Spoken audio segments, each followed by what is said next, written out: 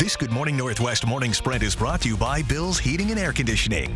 The time right now is 6:53. Time to get you ready to take on your Wednesday in the morning sprint. Sydney Charles has new details on overnight protests at college campuses across the U.S. Allison Martinez is live at Spokane Community College to give us a preview of their spring plant sale. But first, we're expecting another day with some scattered showers. Let's get right to Mark's forecast. All right, good morning, everybody. In our first alert weather on this May Day, we do have the Doppler firing up with some very light snow showers start the day, and then this afternoon we're going to see some scattered rain showers come in. Right now the timing looks to be about 2 o'clock. Currently it's cold outside. Deer Park at 30. We've got 32 into Post Falls. We're sitting at 38 downtown, but we've got a wind to about 10 miles an hour. Our high today, 59 degrees with variable clouds. Spokane police arrested this fugitive, Joseph Parisian, last night just before 7:30. He was wanted in connection to the disappearance of a 38-year-old woman. Now, she was found safe on Monday afternoon. After finding her, law enforcement believed Parisian was at a home in East Central Spokane. SWAT searched the home Monday night but did not find him. A man is in jail this morning for his role in what Spokane deputies say was a drug robbery that left a 16-year-old dead. According to the Spokane County Sheriff's Office, 29-year-old Brendan McCullough, along with 16-year-old Nathaniel Byers, went to an apartment on South Bowdish Road March 8th.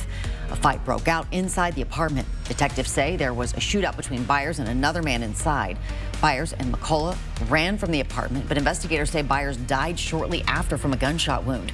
McCullough now faces multiple charges, including attempted robbery and assault. Firefighters found the body of a man inside his burned home in Newman Lake. The fire started yesterday afternoon and destroyed the house on Northeast Newman Lake Drive and North Star Road. Firefighters are still trying to figure out what caused the fire. We have not been told the identity of the man who died. Customers of a U.S. bank branch destroyed in a fire are trying to retrieve their valuables. Not much is left of the building in the Lincoln Heights Shopping Center Plaza. The cash in the bank is insured, but now customers are wondering what happened to their safe deposit boxes. U.S. Bank tells us when someone acquires a safe deposit box, they sign a lease agreement. That agreement says the valuables inside are not covered by FDIC or U.S. Bank's insurance, and that safe deposit boxes do not guarantee absolute safety. A 23-year-old man was sentenced to 40 years in prison for his role in a drive-by shooting of Spokane police officer in 2022. Isaac Ott pleaded guilty to all charges, including conspiracy to commit murder. In June of 2022, Ott and his accomplice, Ray Waincoop, shot at Spokane police officer Chris Honecker, who was in his patrol car. Honecker was hit but has since recovered. Overnight, chaos erupted at the University of California, Los Angeles campus as clashes between protesters turned violent. UCLA is one of the several universities in the U.S. seeing pro-Palestinian demonstrations, including at Columbia University. Police in New York say they've cleared a building at Columbia that was taken over by demonstrators. Police inside Hamilton Hall last night at the university searching for protesters. Nearly 50 people were arrested. The latest details on the nationwide protests are coming up next on Good Morning America. Spokane Mayor Lisa Brown laid out plans to tackle the city's budget deficit in her first State of the City address. Brown says the city has made reductions, but those cuts won't cover everything. That's why she proposed a $192 million public safety levy.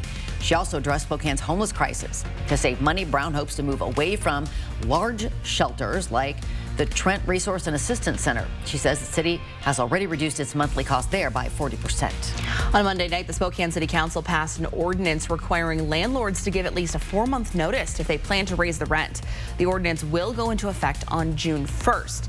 The local tenants union and renters are praising Spokane's City Council for the move, saying this ordinance will keep people out of homelessness.